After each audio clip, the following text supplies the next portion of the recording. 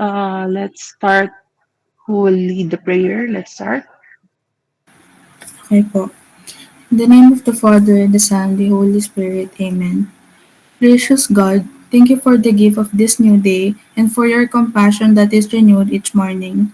I give this day to you, asking that you guide us with our journey and fill us with your Holy Spirit. Amen. So this is the basic anatomy for the eye. So some details are actually very specific, no? Pero basically, yung content ng anatomy ng eye is here. So for you, dahil kayo ay year one, most of you don't know me, but I'm forward. There you go. So welcome to the Anatomy of Eye and Ocular Adnexa. So I'm Dr. Marjorie Varela and I'm affiliated with the following institutions: the East Avenue Medical Center, DOH Eye Center, LCUP, and UERMMNC Hospital. No? So this is the outline of how we would be going through our lecture today. From the orbit, which is the outside of the eye, going inside the eyeball itself, to the surrounding structures of the eye. No? So that's the ocular adnexta, your ocular, extraocular muscles, the adnexa next to your eye, and of course the optic nerve, and most of the nerve and the blood supply is already incorporated in each.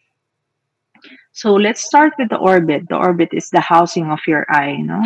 It's a it's pear shape, no? Kasi yung mata natin para rin siyang pear. No? So with the if you can imagine the stalk of the pear, that will be your optic nerve. The orbit is usually around 30 cc in volume, but only 20% of that is occupied by your eye or the eyeball. The other structures uh, that occupies your orbit would include your muscles, the fats, the surrounding tissues of the eye. Pero 20% lang nung 30 cc na yan is eyeball nyo.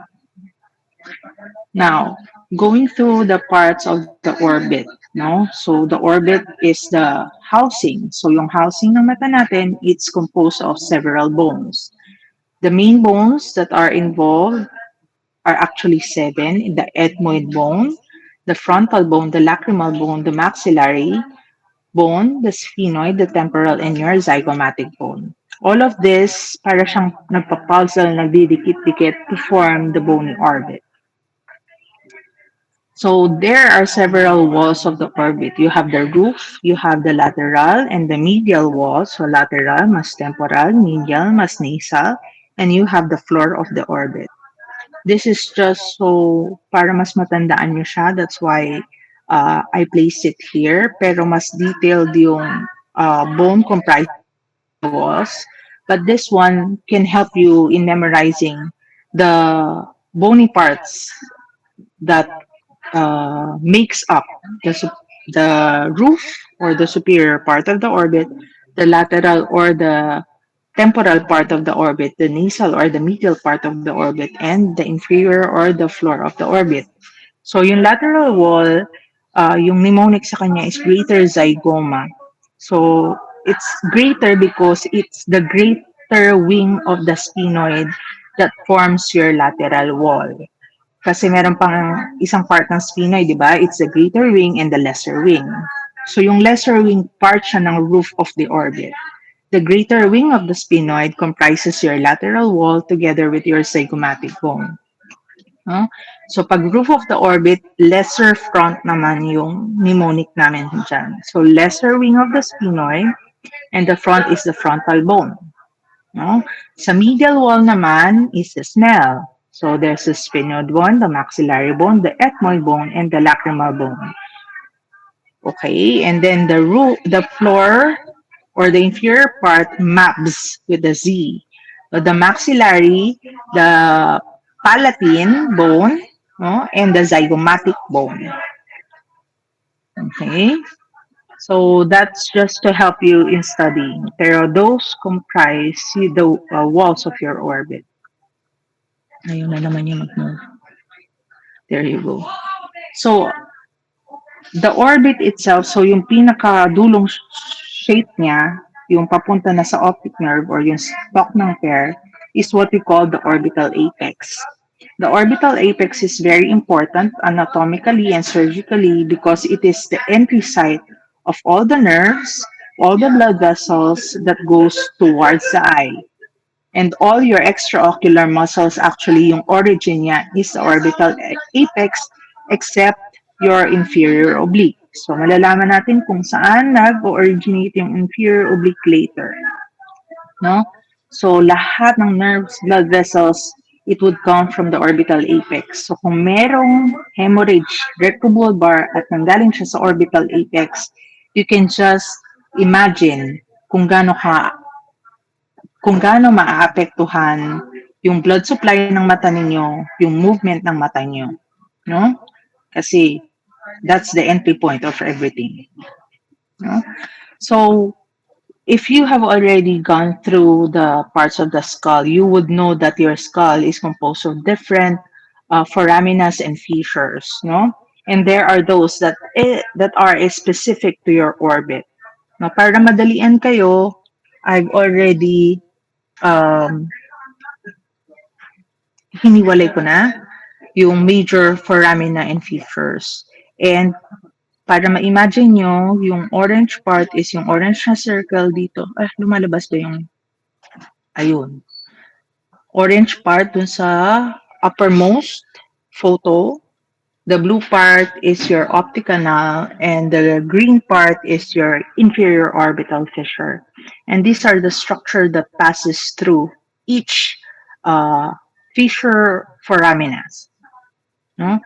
Sa optic canal, of course, there's where your optic nerve would go through and your ophthalmic artery.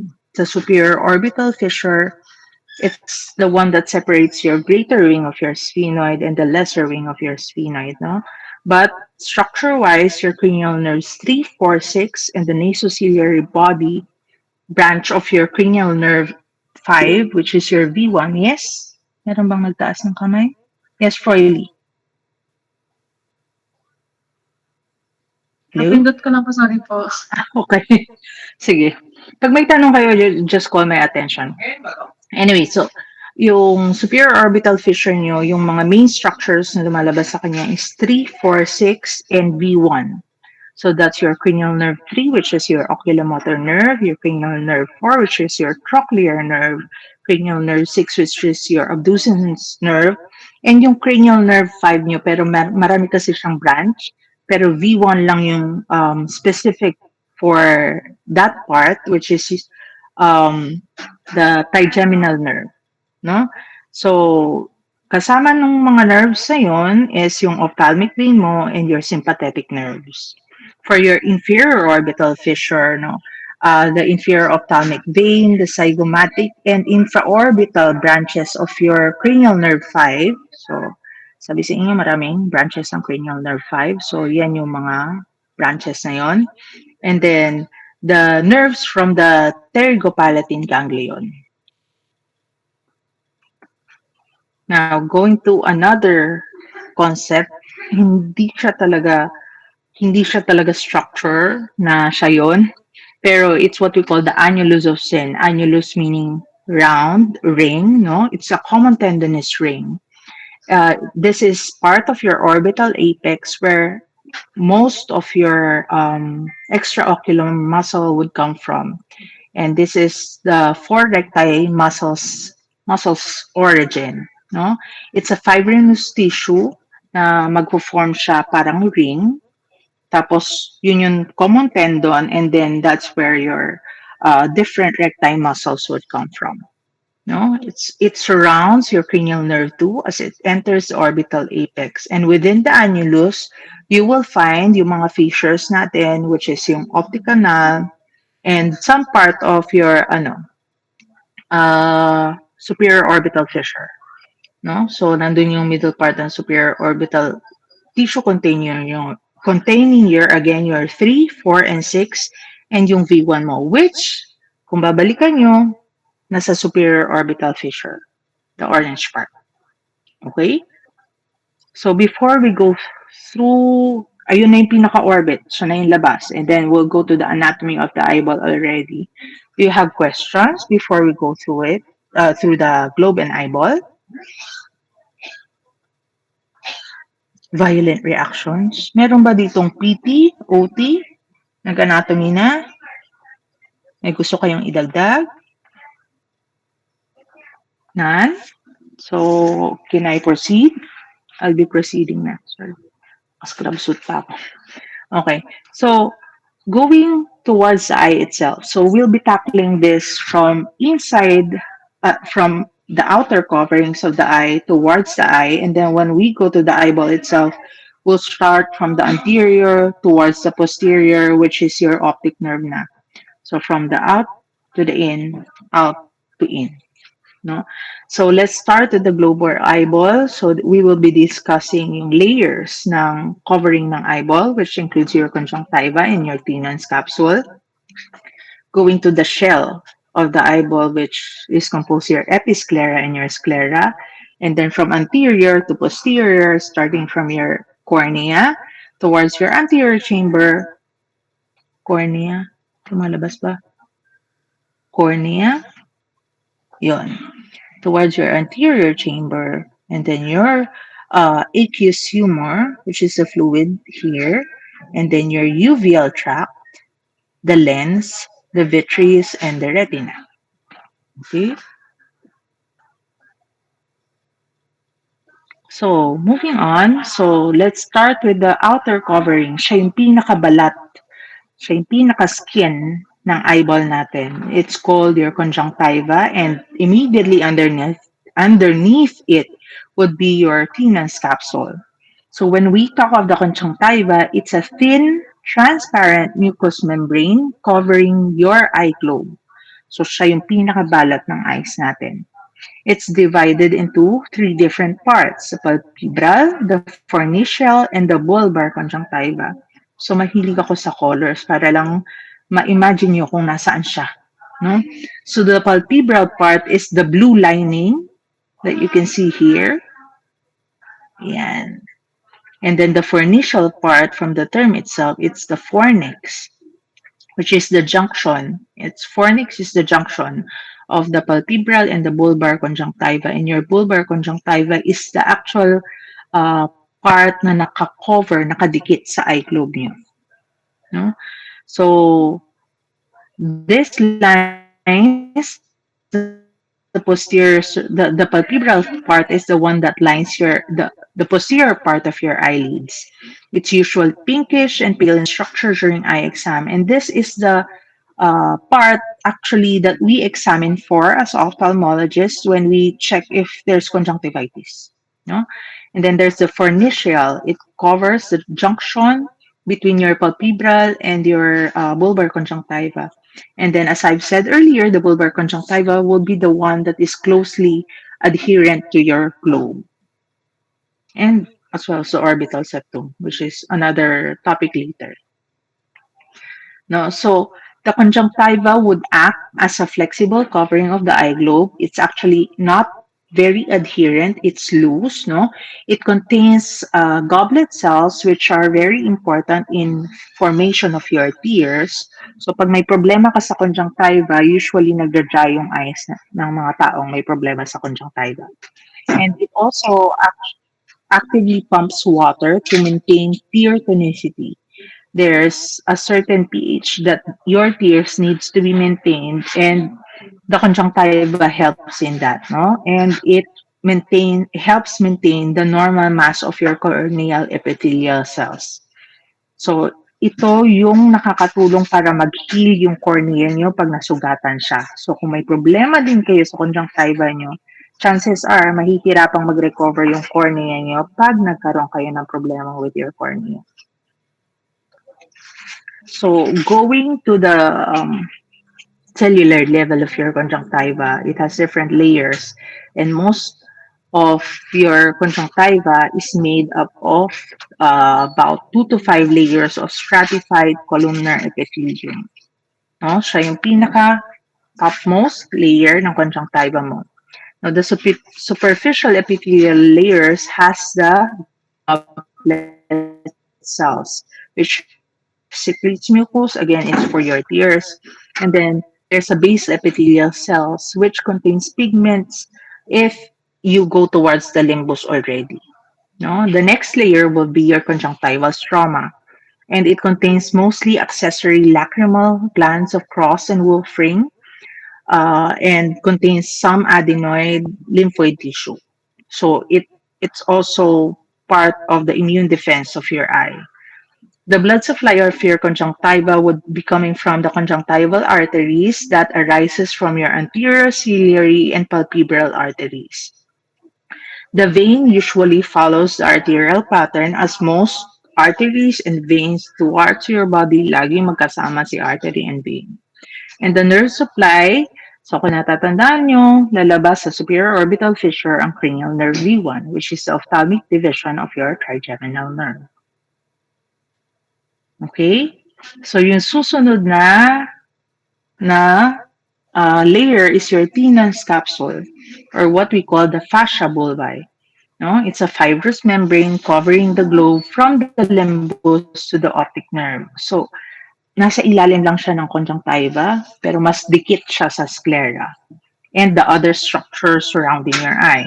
Now, so anteriorly, which is the part of the limbus, if you check the anatomy, this is the limbus.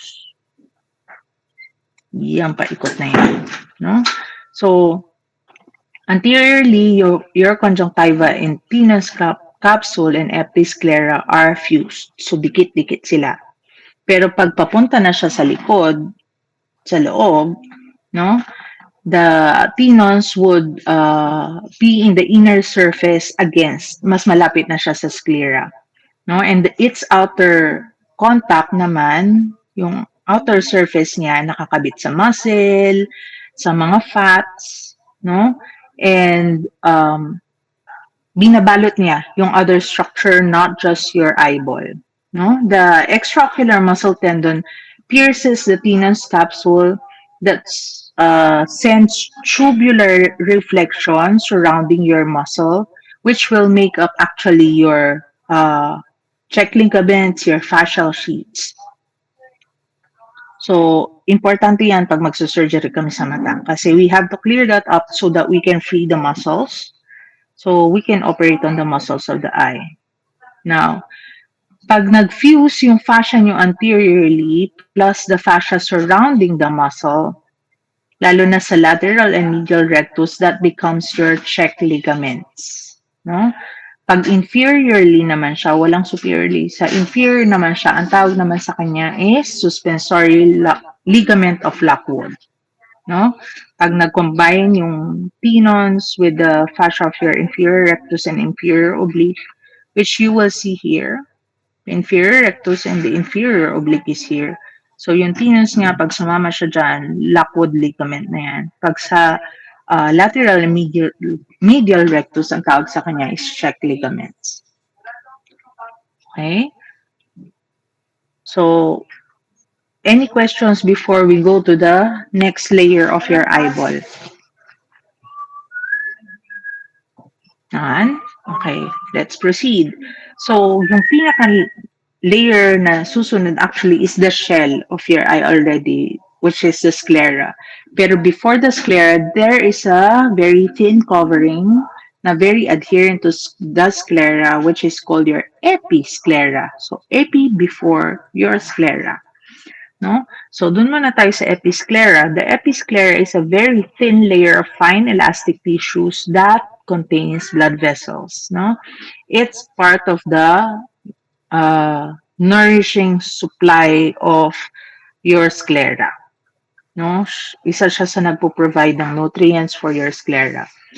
Then, immediately underneath it is your sclera, which is what you see as the white part of your eye, no, the opaque part, and it has fibrous outer layer and made up of collagen. It's actually the protective shell of your intraocular structure kasi nasa loob niyan lahat ng laman ng mata nyo.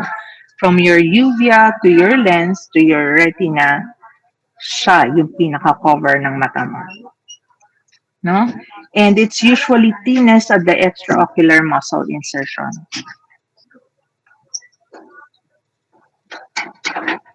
So that's the basic description of your globe.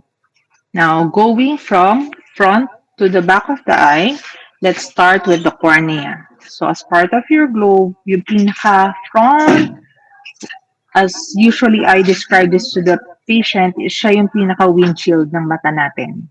No? It's the foremost, anteriormost part of your globe. No? It's transparent. And it should be transparent kasi kung hindi, wala ka makikita. No? It's inserted to the sclera at the limbal area. It's actually thicker at your periphery, which is this part. It's thicker there than the central. Although we are talking by millimeters lang, when it comes to the eye, that difference is actually big for us. No? And this is the cornea by numbers, the measurement for each part of your cornea. No? So the peripheral is actually thicker at 0.65 millimeter. The central is 0.52 millimeters.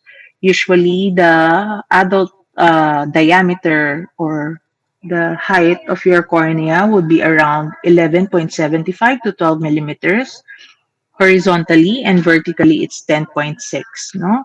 It has 5 layers and maraming may hindi alam sa inyo, pero the refractive power of your eye, mas malaki ang galing sa cornea nyo rather than the lens inside the eye.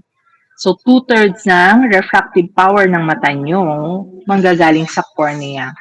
So, sa 60 diopters na power ng mata nyo, refractive power, 43 diopters doon would come from your cornea.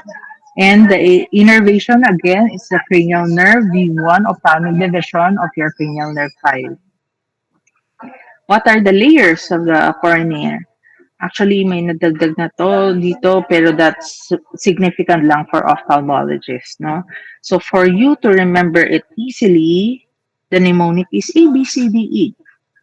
A is for anterior epithelium. Para lang matandaan nyo, pero epithelium is also okay answer. The B is the Bowman's layer.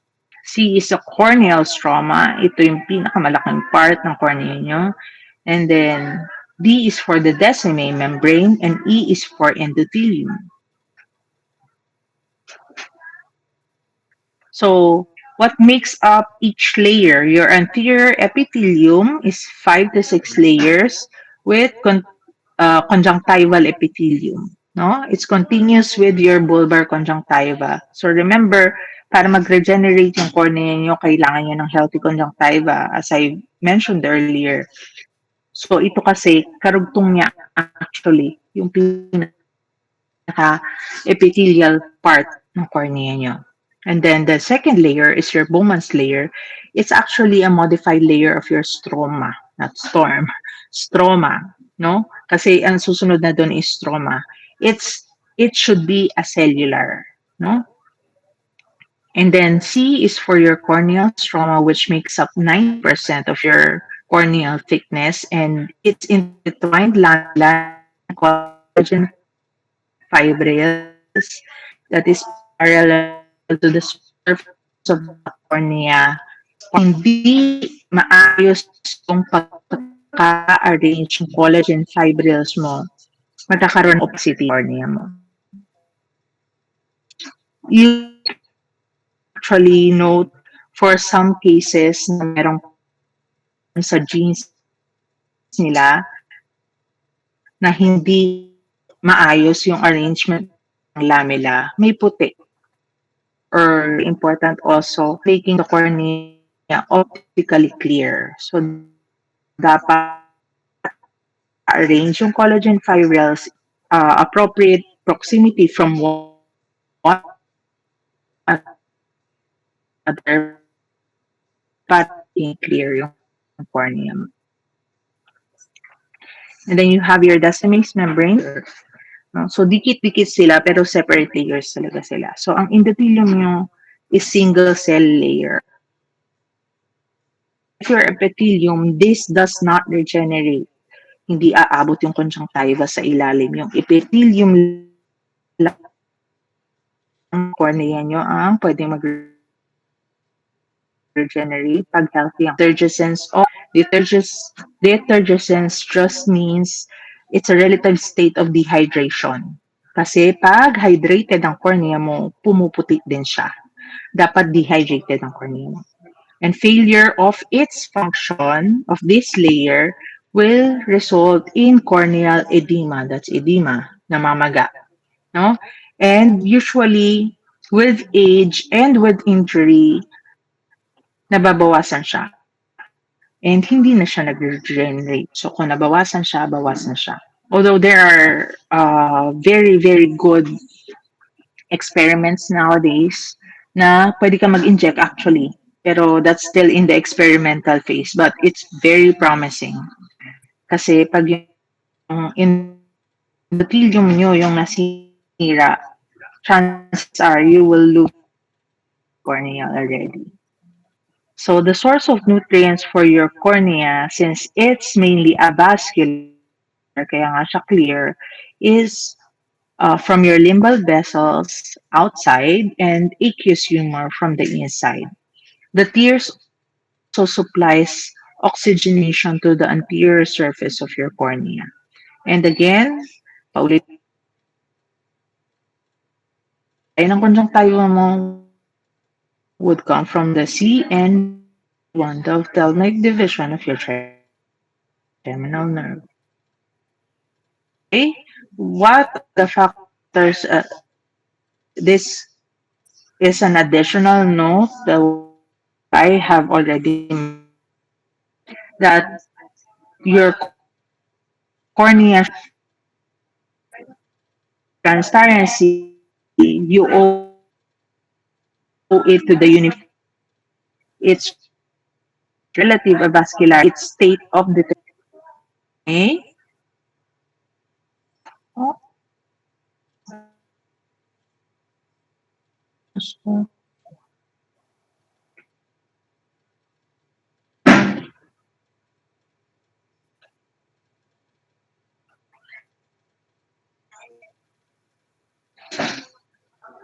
rated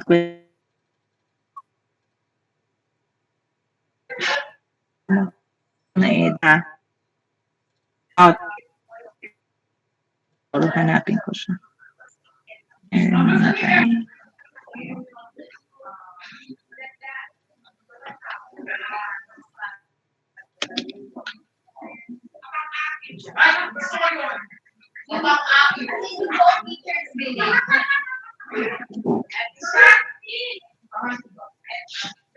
Ah, should be this one. Sorry. I prepared kasi a few questions in between. Revise ko siya. Para hindi tayo tuloy na puro lecture. Here we go. Can you see it? There you go.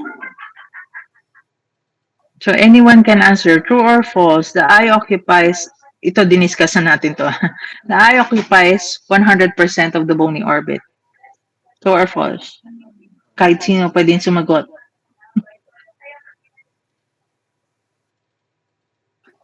Guys? False po. False. Why? How 20. many percent lang ang inoccupy niya? 20. 20. Good job for listening. Sino yung nagsasabi? Okay. Good job. Okay, so sige, naglalagpasan na natin yan. Tuloy.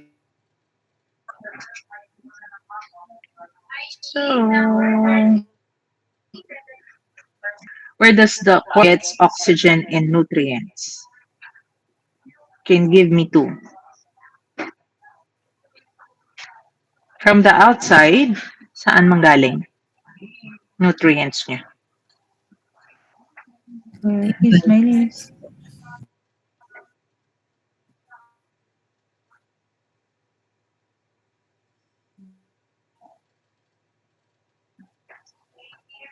Who's answering?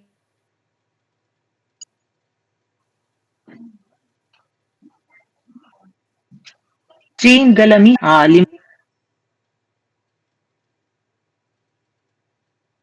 Isa pa. Aqueous humor po yung in.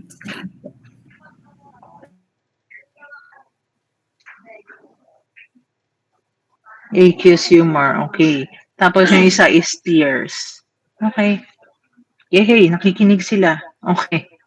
So let's go towards the inside of your eye, which is immediately after your sclera would be your uveal tract. So it extends from anterior actually towards the back of your eye kasi isang buo niya kinukus of your iris anteriorly, siya yung brown ng mata mo, it's brown. No, maraming nagugulat dyan, but our iris is brown, not black. No? So the iris, the ciliary body, and the choroid. So for each brown talaga siya. At dahil sa ibang lahi, blue siya kasi kulang sila ng pigments actually. So marami yung pigments natin kaya brown siya. Wala pa po akong nakita sa buong practice ko na nag-black. Ang black. So, the iris is the brown part of your eye, and when you see an opening, the opening is a structurally formed space, no, ng iris muscles, the central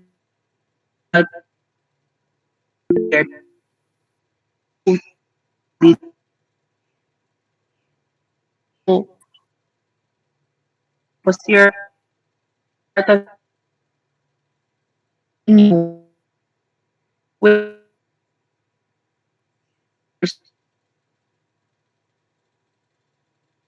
iris your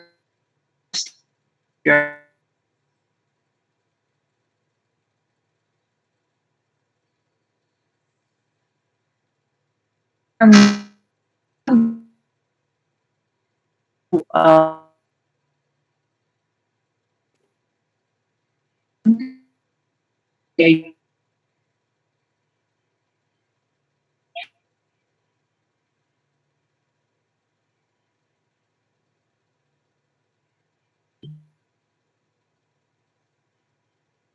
so sorry, yeah, nawala.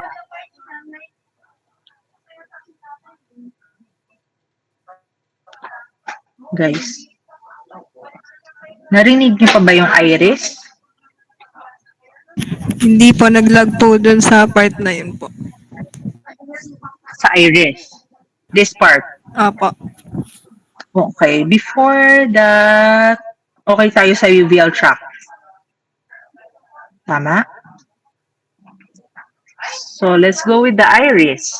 So, nakita kung ano yung nakikita ninyo. So, your iris actually, it's a flat surface with a central opening. So, yung central opening na yun na formed by actually your iris surrounding it is what we call the pupil. No, yung pupil nyo is the part that is clear para yung vision nyo makapasok hanggang retina. The posterior surface of your iris, yung likod na part niya, is actually in contact with your lens. And it divides your eye, the chamber, from anterior to posterior chamber. So, dyan nag-flow yung aqueous humor nyo mamaya. And usually, the size of the pupil is determined between the balance of your parasympathetic and your sympathetic activity via your oculomotor nerve. So yung control in between doon would allow the constriction or dilation of your eye. No? So when the light stimulus actually when detected by your optic nerve would signal to your oculomotor nerve to constrict the eye. So kung may problema yung optic nerve nyo, hindi magre-respond sa light ng maayos yung pupil size nyo. Dapat liit siya, pero most of the time, pag meron kang optic nerve problem, magdadilate yung eyes, yung pupil mo rather than it constricting. Okay? So, what are the layers of your iris? Your iris has a stromal layer and a pigmented posterior layer. Your stroma would contain the sphincter, yung nagpapaconstrict ng pupil mo, and dilator muscles. When it relaxes, magdadilate siya. And then it also has a pigmented posterior layer, which is an which is the anterior extension of your retina, which is the film of your eye to make it more simpler, no? So, continuous siya sa likod ng mata nyo. And the major circle of Willis, not circle of Willis, major circle of the iris is the blood supply, very vascular ang iris, and its nerve supply would come from the ciliary nerve. So, para makita nyo lang, ayan, kasi ito yung iris nyo, and then tutuloy yan sa likod, and then this is your neuroretina already. So, magkakatabi sila. So, the next part of your uveal tract, so the first one is iris, the next one is your ciliary body. Your ciliary body extends from the posterior limit of your limbus, malabas ba? Which is this one. Ito yung limbus mo eh.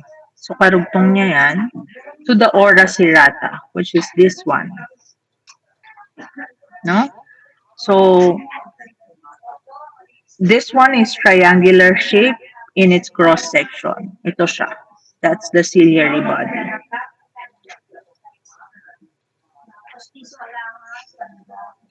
So, your ciliary body has two zones. The pars plicata, plicated siya, kasi yung karugtong niya dito pa ganyan siya. And then your pars plana, which is the smoother part. The pars plicata is 2 millimeters wide, and the ciliary processes, this one, produce your aqueous humor. No? The ciliary epithelium is also two layers, which is the internal non-pigmented layer of your neuroretina, and the external pigmented layer, which is your retinal pigment epithelium towards the retina na siya. Mas malaki yung surface ng pars plana, which is 4 millimeter flattened posterior zone.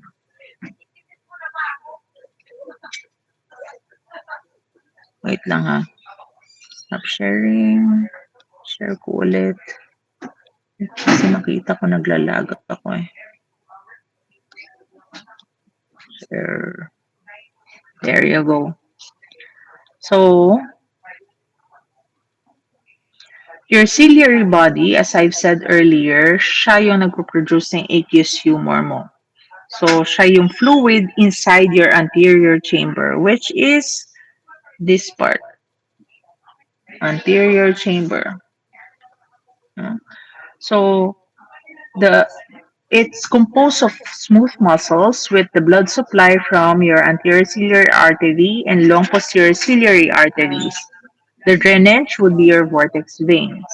Main nerve supply will be the parasympathetic component of your cranial nerve tree.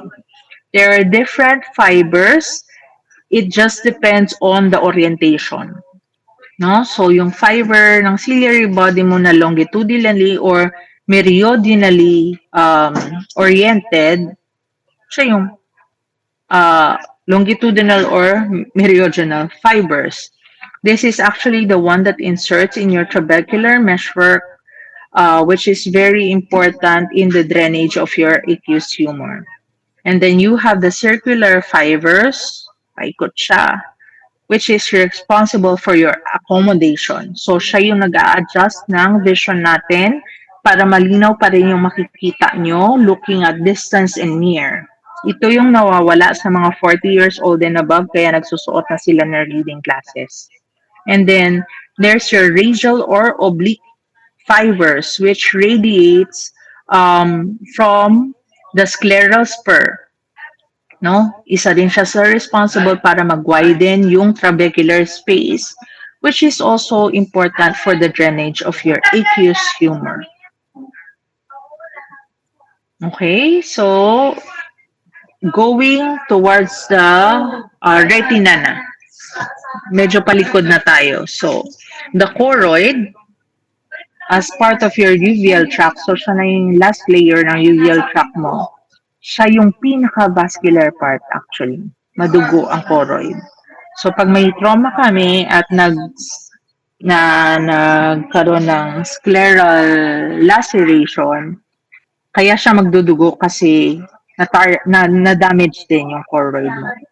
No? So the choroid is the posterior portion of your uveal tract and it is sandwiched between your sclera, outer covering, the choroid, and then your retina, which is the film of your eye.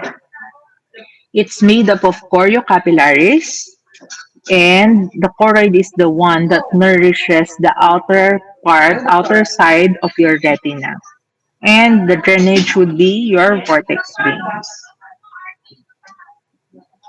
Okay, so that's it for the uveal part. So we're going inside the eye naman at the middle part, which is the lens. So your lens is actually a biconvex. So convex ito, concave to. Pero ito yung tinutukoy ko. So biconvex. Convex one side, pag ganyan siya. So it's a clear structure. It should be clear structure. And it should be a vascular like your cornea. Kasi kung hindi, opacified siya. No? It's suspended behind the iris via the sonules, which are connected with your ciliary body. Just to give you an idea again where it is, ito yung sonules na sinasabi. Kita niyo ba? This is the sonules. Kakabit sa ciliary body, siya yung nagsususpend sa lens niya. Okay? So, going back. So, anteriorly, it's surrounded by your aqueous humor, and posteriorly, it's surrounded by your vitreous. No? So, the lens is, ayaw niya na naman mag-move. Why? Ayun. Ang tagal lang. So your lens is, by dimension, should be 9 millimeters in diameter and 4 millimeters thick. It's made up of 65% water and 35% proteins. As I mentioned earlier, only 1/3 of the refractive power of your eye would come from your lens. The 15 to 20 diopters would come from the lens. Pero 40 to 43 diopters would come from your cornea. So, siya yung magne-make up kung meron kang grado sa mata or wala. Yung dalawang yun. The cornea and the lens. So, going through the anatomy of the lens, it's composed of your lens capsule, which encapsulates. Kaya siya capsule kasi nasa loob niya yung lens. May outer covering yung capsule mo, yung lens mo, and that's called your lens capsule.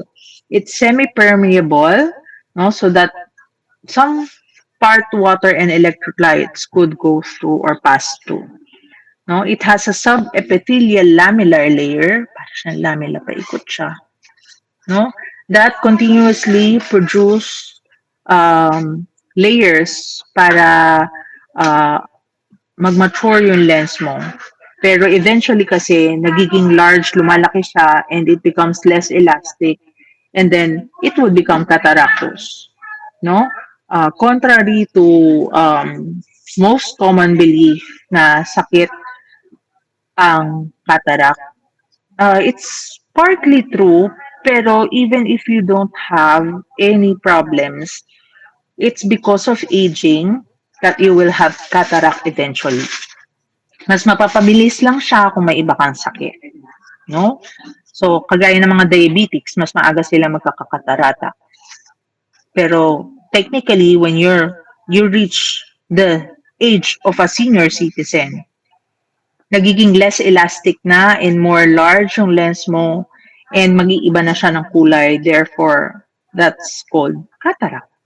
No? So, yung anterior lens capsule mo, this is still part of the capsule, has single layer of cuboidal epithelium. And then you have what we call the equator. Ito.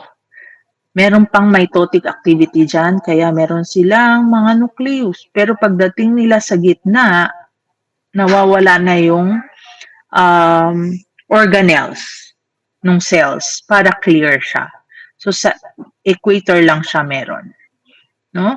It's an area of active mitosis that transforms your epithelial cells from your capsule to become lens fibers. No? And then we have the posterior lens capsule. So if you can note, hindi masyadong maganda yung pagkakalagay ko ng picture but wala na siyang cells supposedly sa posterior. No? Wala na siyang ganito. Ayaw tumpat dito. Like that one. Kasi yung anterior part has cuboidal cells. Dito, wala. Okay. So, we cannot go out from the anterior chamber without discussing the aqueous humor because the aqueous humor is very important in the nutrient provision of your lens and other structures of your eye. And it is also important for the intraocular pressure of your eye. So your aqueous humor is a clear fluid. It fills your anterior and posterior chambers, and its composition is actually similar to your plasma. Pero mas mataas yung amount ng ascorbate. Sana yun? That's the flow of the aqueous. Wait lang. So, mas mataas yung amount niya ng ascorbate, pyruvate, and lactate than the plasma. And it's lower in protein, urea, and glucose. No? Again, it maintains your intraocular pressure, yung pressure sa loob ng mata, and it provides the nutrients for your posterior part of the cornea as well as your lens. The aqueous humor is formed by your ciliary body, which is this one, as I've mentioned earlier already, and the non-pigmented epithelium, also part of your ciliary body.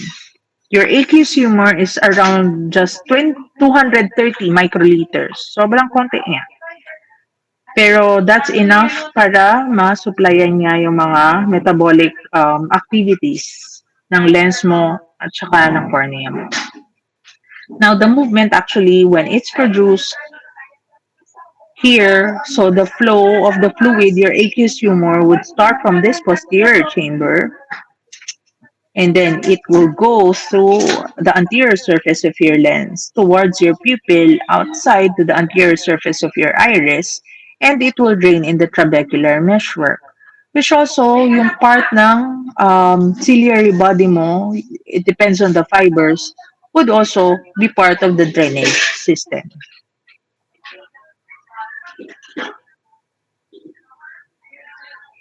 So actually, that one is just the drainage para lang makita niyo. Those are the part of the drainage of your aqueous humor.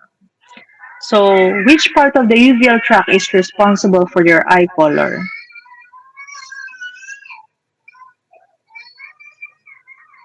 Nicole Chavez?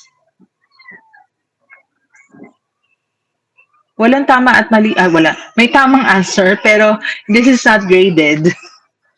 This is just to see if you're listening to my lecture. Which part of the uveal tract is responsible for your eye color? Iris po, Doc. The iris. Okay, very good. So, because the iris is very pigmented, so kaya makikita mo kagad yung color niya. Okay, malapit na tayo sa retina and then the agnexa. So, the vitreous is the next part. It's also fluid. Actually, it makes up 4.5 ml volume of your eyeball.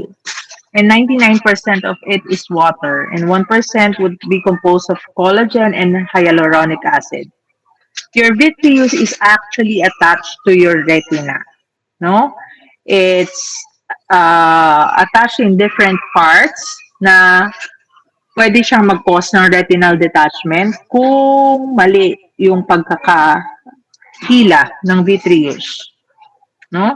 So we have the vitreous base, we have the attachment on the posterior capsule, we have the attachment of on your optic nerve. Wait lang, nakita ko nakikita niyo ba? Has the attachment on the optic nerve, which is this one, and it's also attached to your macula, which is this part, and the vessels.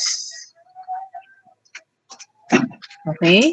So it's actually, it provides structure to your eyeball, and it's bounded anteriorly by your lens, no, by the zonules, by the ciliary body, and posteriorly by your retina and your optic nerve. It provides support for the structures inside your eye and also acts as a shock absorber. It's jelly-like, and when you become older, nagka-transform siya from gel to a more liquid part. Mas nagiging tubig siya. Mas lumalabas yung pagiging water niya.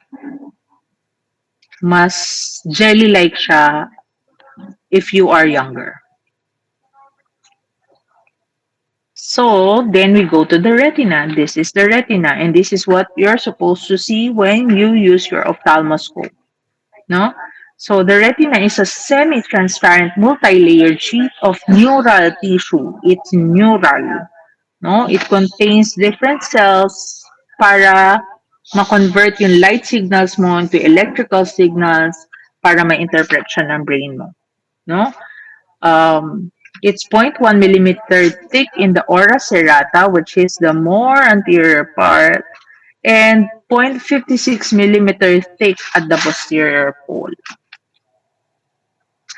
Mas madaming layers dito, pero mas manipis siya sa macula daw. So, talking about the macula, so it's divided into several parts. Actually, the macula is the biggest part. Paliit ang pabilit, fovea centralis, and the foveola or fovea. No, the central 1.5 millimeters of your macula is what we call the fovea. Mas maraming parts na cones here rather than the rods. No? So this one is the central of your best vision. No? It contains cells that is responsible for high spatial acuity as well as your color vision. Yung mga sizes niyan, I will not ask you kasi even for us, it's for the subspecialist, which is the retina. Suffice it to say that mas konti ang rods mo sa center than the periphery. And this one is responsible for your fine vision, best vision, color vision. So, usually, yung retina mo has 10 layers actually, pero at the foveal part, it only has 6 layers. So these are the layers, and again, what I want you to impart from this is that it alternates between the cell layer and the connecting membranes, no? Kasi tina-transmit cell, transmit to the next layer, transmit to the next layer, hanggang makarating siya sa photoreceptor layer, and then your retinal pigment epithelium, nako-convert na yung signals towards the optic nerve going to your brain. Ay, sorry. Ito yung sinasabi ko sa inyo. So, nag-alternate yung cell layer, tapos yung nerve fiber layer para ma-transmit siya to the next cellular layer, which is a bipolar, towards, again, meron na namang connecting part, and then your photoreceptor layer, before it gets converted into an electrical signal that will then go towards your brain. No? So the retinal pigment epithelium, which is the last layer, is a single layer of cuboidal hexagonal epithelial cells of your retina. It is between a highly vascular choriocapillaries or the outer segments of your photoreceptors and continues as the pigmented layer of your ciliary body and iris anteriorly. It's mainly responsible for the light absorption, phagocytosis of your rods and cones, and it participates in the metabolism within your retina, forms part of your outer blood ocular barrier or blood retina barrier. Iba yung blood-brain barrier, ah. Kung may blood-brain barrier, may blood retina barrier din. That actually prevents some of the medication to go inside your eye. It's because of this barrier. And it maintains subretinal space and it heals, but scarring formation is also prominent. That's RPE. Okay, let's discuss the photoreceptor layer.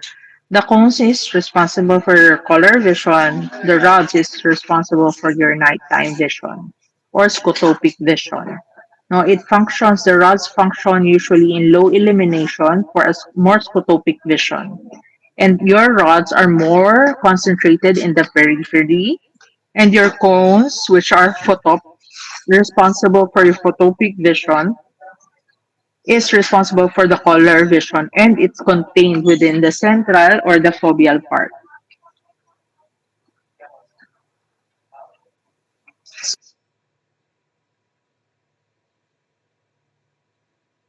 So, summary, the inner blood retinal barrier would be your retinal blood vessels, and your outer blood retinal barrier is composed of your retinal pigment epithelium. And both of this would be your blood retinal barrier. So the blood supply would be the choriocapillaries, which supplies outer third of your retina, and your central retinal artery would supply the inner two-thirds of your retina.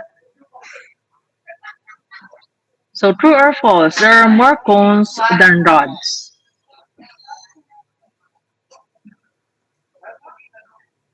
Anyone?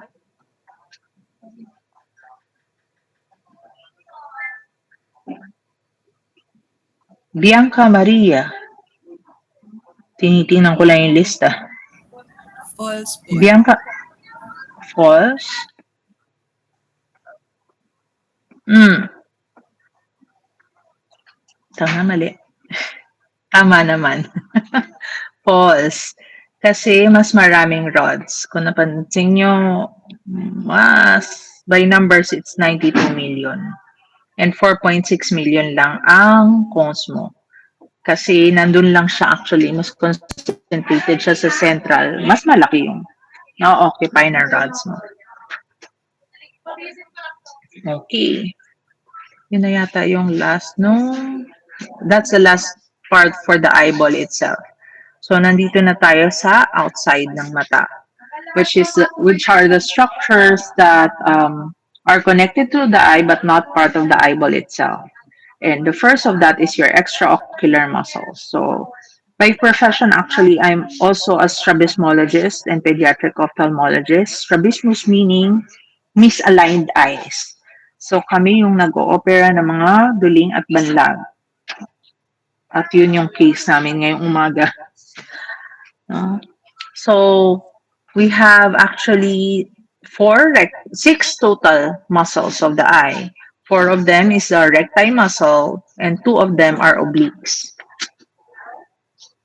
So, let's go to the extraocular muscle. We have your forerecti muscle, which is your medial rectus, your lateral rectus, your superior rectus, and your inferior rectus. And then we have the superior and inferior oblique. The levator palpebra is not usually, hindi siya kasi kasama, nakadikit sa eyeball mo, more of nakadikit siya sa lids mo. It will also come from your orbital apex. So, ang mahirap sa oblique is tatlo ang action niya. It has a primary, secondary, and tertiary action. Unlike most of your recti muscle na dalawa lang ang action nila. Ah, hindi. May tatlo pala sila. So this just reflects the length of each muscle and the tendon length and the primary action. But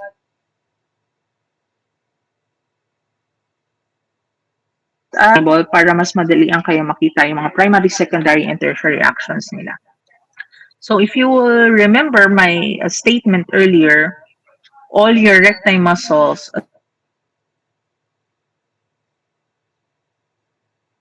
as well from your annulus of Zen.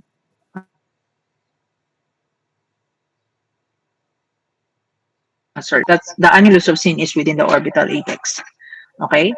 So annulus of Zen, your four recti muscles, which is the horizontal and your vertical muscles, would originate from your annulus of Zen, the orbital apex. For your superior oblique, ang kakaiba lang is yung inferior oblique mo. So, yung inferior oblique mo would come actually from the lacrimal sac fossa. Siya lang yung hindi nag-originate from the inside.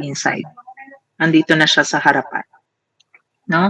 So these are the insertions which are very important for us, especially if we're doing muscle surgery ng mata. And ang kakaiba is yung insertion ng obliques mo. So we are very careful with the inferior oblique because it's inserted at the macular area, which is the central vision. No? Na tinuro ko sa inyo kanina, ng retina. Sa likod nun, doon naka-attach yung inferior oblique mo. So, superior temporal quadrant of your sclera, doon naman naka-insert yung superior oblique mo. So, you just have to remember the primary action and then merong mnemonic yung mga secondary and tertiary action. So, this is the spiral of, no, which is formed by the insertion of all your recti muscles. So this is at 5.5 millimeters, 6.5, 6.9, and 7.7. This is the visualization of the actions of your muscles. So when you look up, it's okay. Naka-screen ako. When you look up, these are basically the muscles that work. When you look down, these are the muscles that work. Oh, bakit ano na siya? Naglipat na. When you look left, when you look right, and when you look left, ay, sorry, nag-ano siya. Anyways, ba't nag-move agad siya? So, pag nagtingin ka sa right part mo, your right lateral rectus work and your left medial rectus. The other side naman, babaliktarin mo lang siya, your left lateral rectus and your medial rectus. So, lagi silang magkasabay kumalaw. So, basically, the cardinal gazes, which is this one, pag nakiklik ko, nagmamove siya. Okay, hindi ko na muna gagalawin. Anyways, ayan.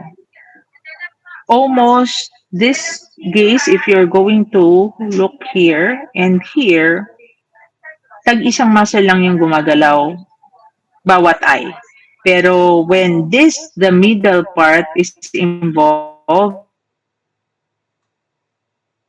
you can note na sa isang mata, for you to look up, your superior rectus and your inferior oblique of the right eye works, as well as the left. Ganun din sa downward looking. Okay?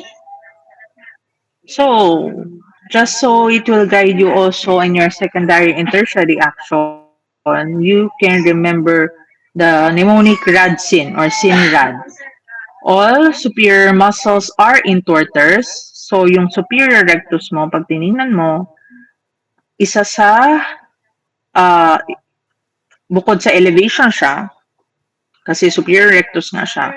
So, kasama niya is in cyclotorsion or intorter siya. And then, since rectus siya, rad, they are also adductors.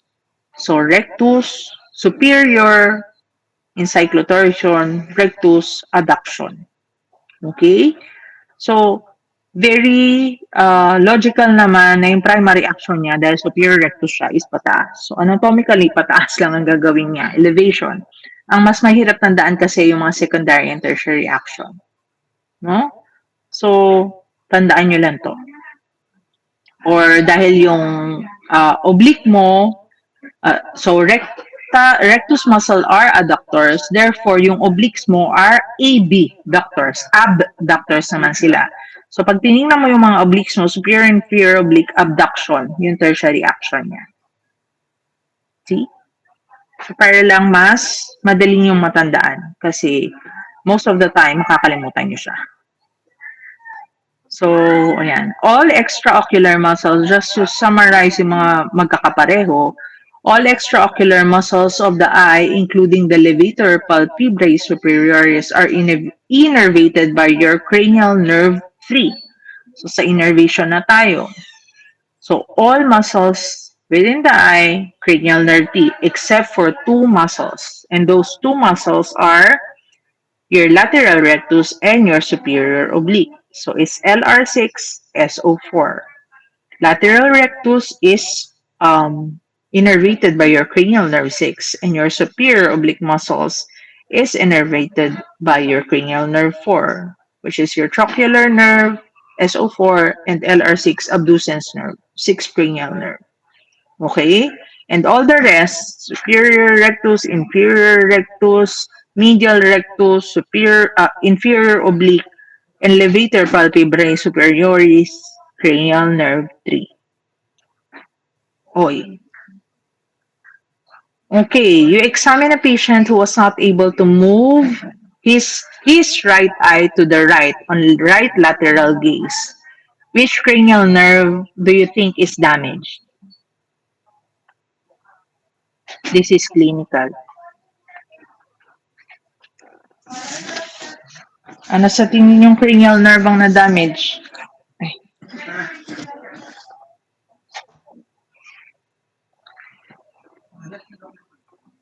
Anyone who wants to answer?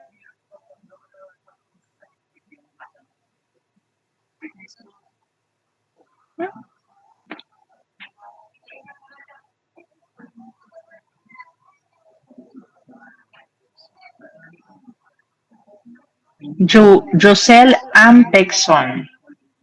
Pengson.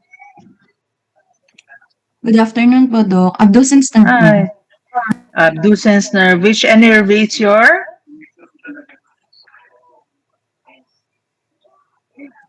Lateral rectus. Very good. So, lateral rectus lang naman yung nag-a-abduct. No? So, hindi siya makatingin sa right. Yung right eye niya, hindi makatingin sa right. So, hindi gumagalaw yung right lateral rectus mo, which affects your abduction, which is supplied LR6. Very good. Good job. Okay, I think this is the last part. Yung ocular adnexa na. Yung optic nerve kasi is a separate lecture. It's a whole lecture by itself. So the other parts of your eye is your ocular adnexa, what surrounds your eye. No? It's the eyebrows, the eyelids, orbital septums, lid retractors, and your lacrimal complex. So simplest is your eyebrows. It's just a fold of skin that is covered with hair. And it's the outer portion of your eyes, the superior structure uh, superior to your lids.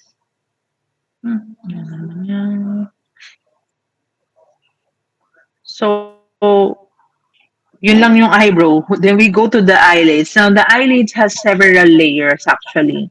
It starts from the skin, which is a thin, loose, elastic um, structure with few hair follicles and no subcutaneous tissue. Going to the inside, after that is a muscle, which is your orbicularis oculi. Your orbicularis oculi is a circular muscle fiber, and it's actually um, important for lid closure. No? So, recalling your neuro, hindi ko alam kung diniscuss na ito, pero what closes your eyelids? Sorry. What nerve? What nerve closes your eyelids? Sa 12 cranial nerves, anong nagko-close ng eyelids niyo?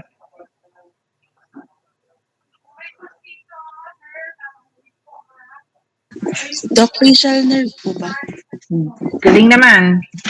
Yes, it's facial nerve. So the one responsible for closing eyelids is your cranial nerve 7. Again, para matandaan nyo, lalo na kung board exams na magre-review kayo, mukhang hook yung 7, so kino-close niya. And then your cranial nerve 3 would open your eyes, so para siyang rehas that is responsible for your eye opening, and it innervates your levator palpebrae. So, cranial nerve 3, ang levator palpebrae, so responsible siya for eye opening, and your orbicularis oculi is responsible for your eye closing, innervated by your cranial nerve 7. Good job. So, part of your eyelids is your lid margin. So, this is important for us because ito yung site na kung saan pwede kang magkaroon ng kulitin.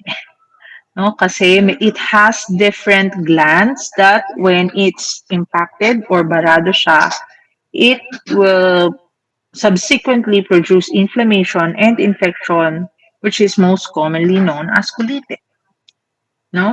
It's 25 to 30 millimeters long and 2 millimeters wide with a gray line. It's a mucocutaneous junction that divides anterior and posterior margins. No, this one is actually relevant lang kung off ta kayo kasi yan yung mga site na inaayos namin, kailangan magkapantay pag nagre-repair kami ng leads.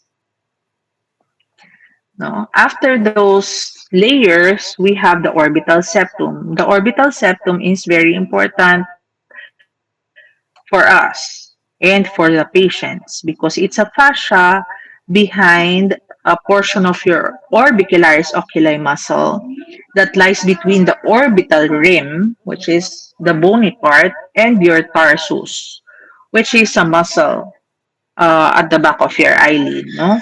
Because it serves as a barrier between the lid and the orbit. So this is the lid and this is your orbit. And this is your orbit. Saan yung common sheet na yan ng levator? Ito yung orbital septum. Ay, hindi pala dyan. Hindi siya. Ayan, this one. So, ito yung orbicularis oculi mo. Tapos, yung tarsus mo is around here. So, nai-imagine nyo, siniseparate niya yung pwedeng maging infection from this to this. Mas delikado pag yung infection mo na-violate yung orbital septum mo kasi kakalat siya towards your orbit. And what's at the back of your eye globe, it's your brain. So, pwedeng magkaroon ng infection na papunta sa central nervous system mo, which is very dangerous. So, siya yung, ayan. So, the clinical application. So, what's the difference between preseptal and orbital cellulitis? So, from the term itself, hindi ko napapasagot sa inyo to. Sasabihin ko na lang sa inyo. Kasi yung orbital septum na yun, so pre-orbital septum is preseptal cellulitis. So, it's superficial infection. Meaning, actually sa mga bata, whether it's preseptal or orbital cellulitis, mas nag-err kami in the side of being over conscious about it, no? Kasi kailangan na namin padaanin sa IV yung gamot ng mga bata. No? Whether it's as simple as preseptal, which is not complicated, against an orbital cellulitis, which is very complicated, yung orbital septum nyo lang yung humaharang sa kanila. Pag na-violate yung orbital septum mo at kumalat siya sa orbit, then it becomes orbital cellulitis, which is more systemic rather than local.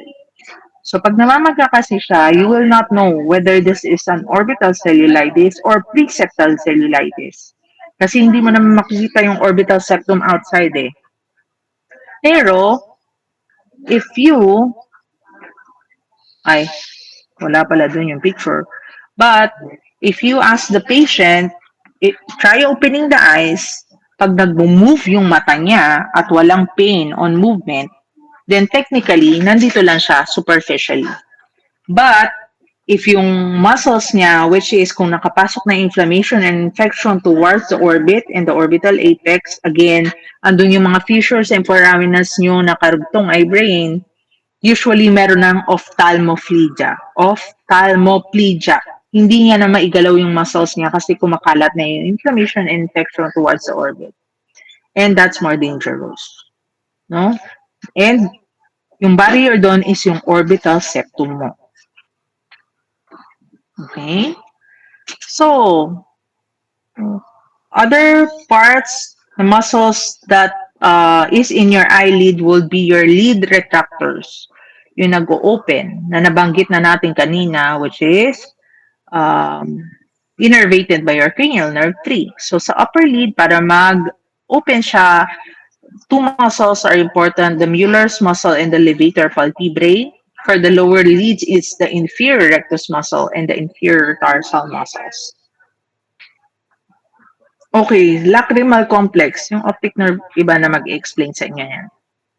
So the lacrimal complex is actually your tear glands. It's production as well as the drainage.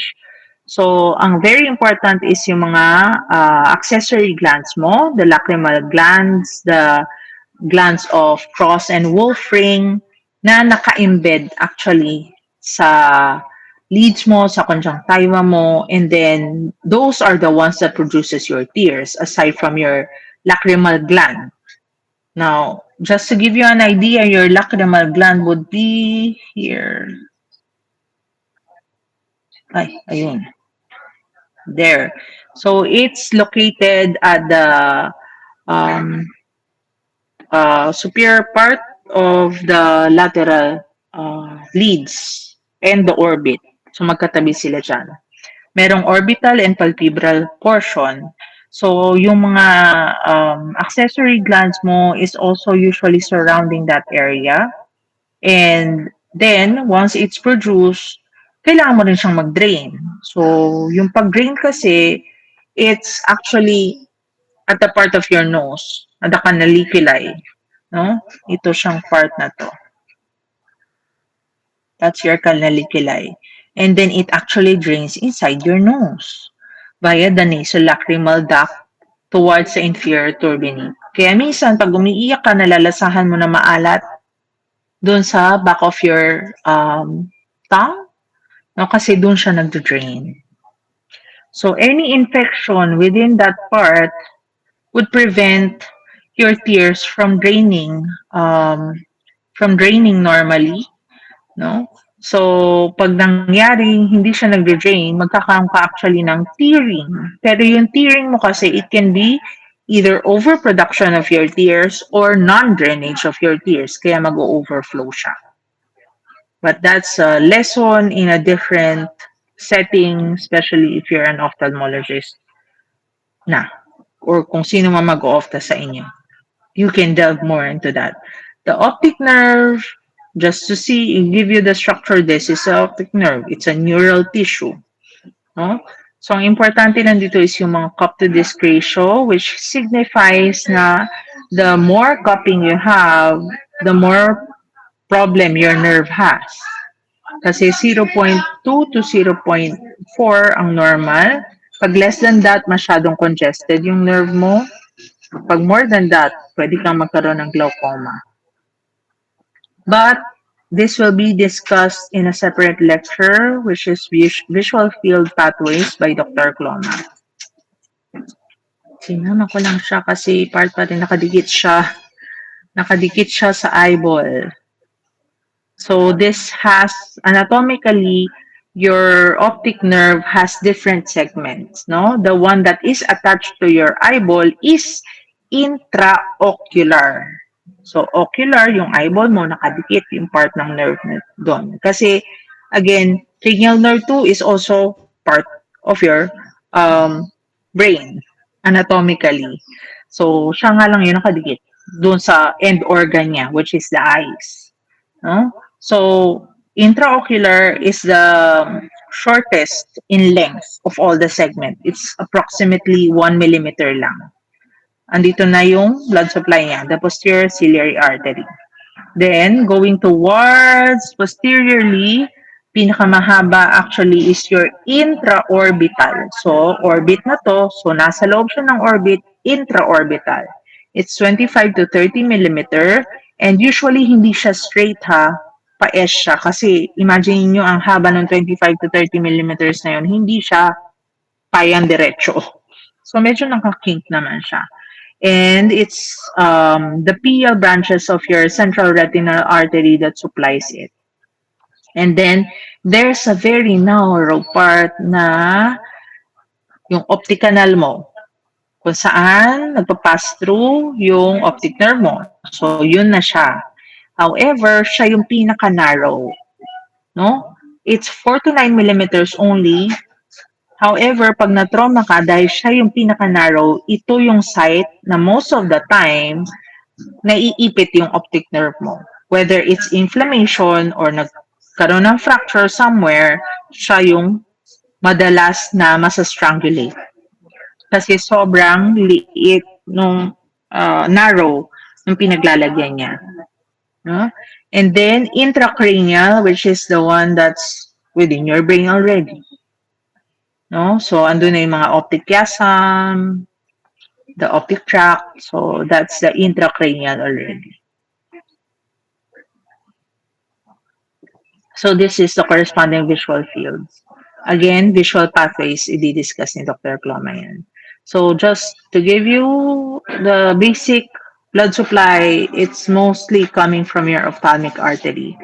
So, different branches would supply different parts of your eyes, which is listed on the left side. This one. Left, no, sorry, right side. Nagpabasa pala kayo. And then, the parts that it supplies. You can read on it na lang. And the venous drainage, again, it's side by side with your artery. But most of the time, it's in the, it will coalesce to your superior ophthalmic vein, which communicates with your cavernous sinus. Additional lang is yung angular vein mo, which is the one that drains the periorbital region. No? And again, it will eventually drain to your superior ophthalmic vein. So these are my references. Do you have questions? May time pa ba tayo? 2:29 pa lang. Hanggang 3 naman tayo, no? So, do you have questions before I show you the video? Very, very short lang to. 7 minutes lang siya. Indo. This is actually parang summary siya, pero in the most basic of terms.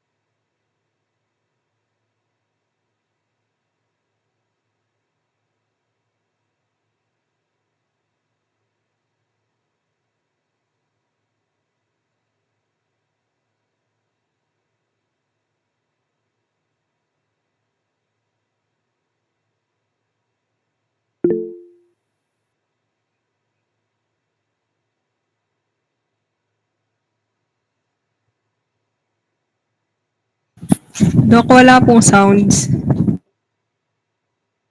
Why? Yan, meron. Yan. So wala kayo naririnig mula kanina? Wala po, Dok. Sabi ko nga i-upload ko na lang. So ako lang yung nakakarinig, ganun. Wait lang. Why? Wait lang. Pause, pause, pause, pause. Or should it be? Naka-maximum naman.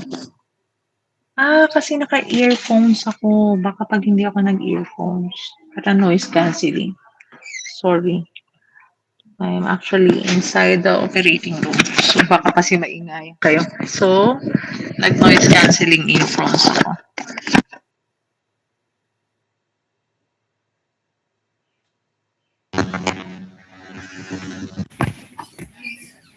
Can you still hear me, guys? Yes? Yes po, Dok. Okay. Subukan ko ng hindi naka-noise cancelling. Have you ever really stopped to think about your eyes? I mean, really think about them. They're not just, parts of your body. They are, without a doubt, the most sophisticated cameras on the entire planet. And that high-tech device you're watching this on right now, yeah, it can't even come close to the masterpiece of biological engineering that lets you see the world. So let's take a closer look, shall we? We're about to go on a tour of this incredible living camera. We're going to follow the path of light from the world all around you right through the eye and all the way to your brain. We'll explore how every single part works together to create the miracle we just call sight. All right, first things first. Before you can capture any light, you have to protect the camera itself, right? A device this precious, this delicate, it needs some serious security. And lucky for us, our bodies have built this amazing fortress just for that job. So your eyeball doesn't just float around in your head. It sits tucked away, nice and snug, inside a bony cavity called the orbit. And the shape is kind of surprising. It's like a pear lying on its side, with the optic nerve being the stem. This design is the absolute perfect balance, giving it maximum protection while still letting you look all around. So just how strong is this fortress? Well, get this. It's not one single piece of bone, which could crack pretty easily.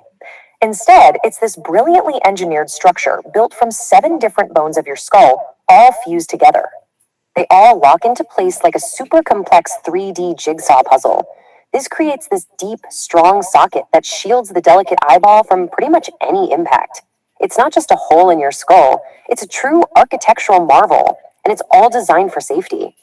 Okay, so our camera is safely tucked away in its fortress. Now let's move to the very front of the eye, to its main window, where light is about to make its grand entrance.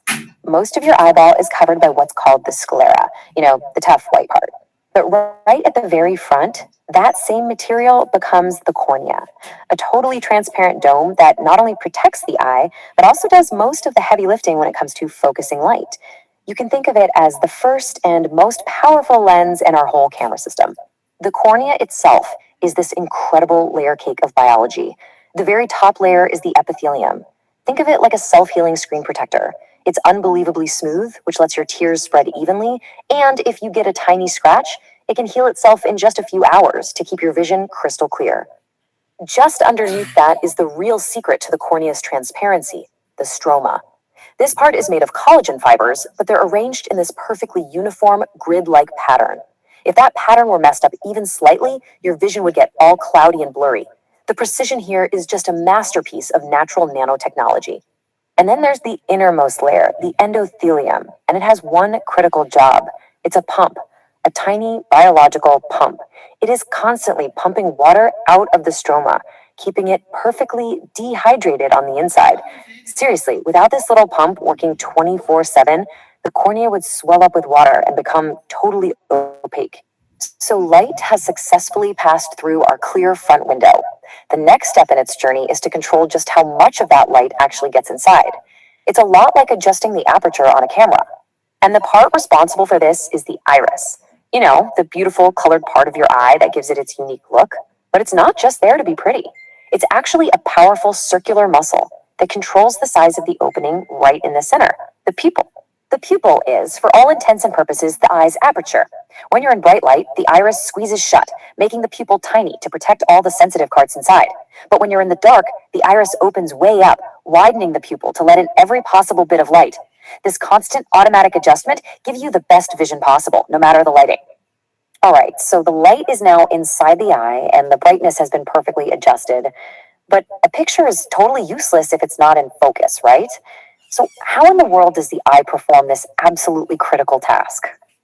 Next up is one of the most incredible parts of the eye, its living, breathing autofocus system.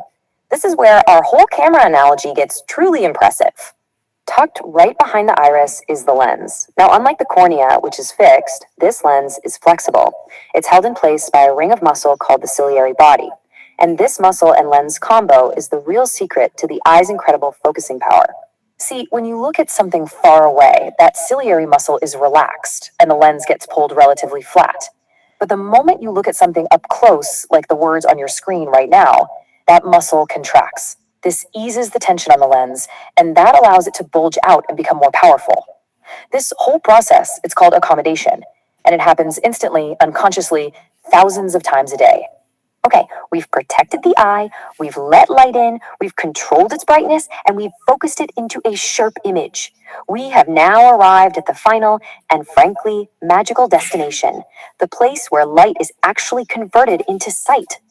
Lining the entire back surface of the eye is the retina. If the cornea and lens are the camera's, well, lenses, then the retina is the image sensor. It's the final stop for all that light that has traveled so far. But unlike a silicon chip in a camera, this sensor is alive. The retina is this thin layer of tissue just packed with millions of specialized cells called photoreceptors. Its only job is to perform this amazing act of translation. It takes the energy from photons of light and converts it into the electrical language of the nervous system, signals that the brain can actually understand. Now, all those millions of nerve fibers from the retina need to get to the brain, right? So to do that, they all bundle together at one single point, the optic disc, and they form the optic nerve. It's basically like a massive data cable exiting the back of the camera. But here's the crazy part. To make room for this huge data cable, there are no photoreceptor cells at the optic disc. This means you have a literal hole in your vision, a natural blind spot in each eye where you can't see a single thing. And the only reason you don't notice it is because your brain just takes the information from the surrounding area and seamlessly fills in the blank. You are, in a very real sense, hallucinating a small patch of your reality at all times. And this really is the final most important takeaway. Vision doesn't actually happen in your eye. It happens in your brain. The eye is the camera, sure, but your brain is the editor, the director, and the audience, all rolled into one. It literally constructs your reality, which leaves us with a final kind of mind-bending question. If your brain is this good at just making things up to fill in the gaps, what else that you perceive every single day might just be a clever construction? That's it. Wait lang.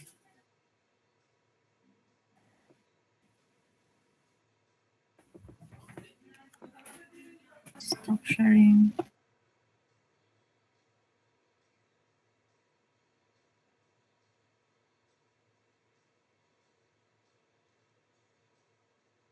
So, I hope that actually summarizes what the eye can do and the basic anatomy of the eye. So, do you have questions? Nagsukat ka ba? Kaya pala ang tagal-tagal mo? Ay, nako ha.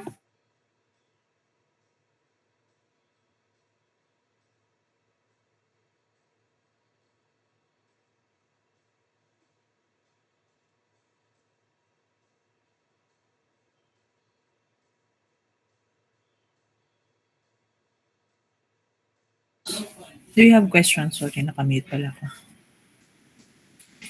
Clarifications. If you have, you can actually type or course to Dr. Diezmo so he can forward the questions to me. But if you do not have any more questions, then meron pa ba kayong susunod na lecture? You still have 15 minutes to rest your minds. But before we end this, sino yung naka-assign mag-closing prayer? Go ahead. Okay po. In the name of the Father, the Son, the Holy Spirit. Amen. Heavenly Father, thank you for guiding us through this class. May we take what we have learned and use it for good. Keep us safe until we meet again. Amen. Okay, if you don't have any questions, sige, mag-rest kayo for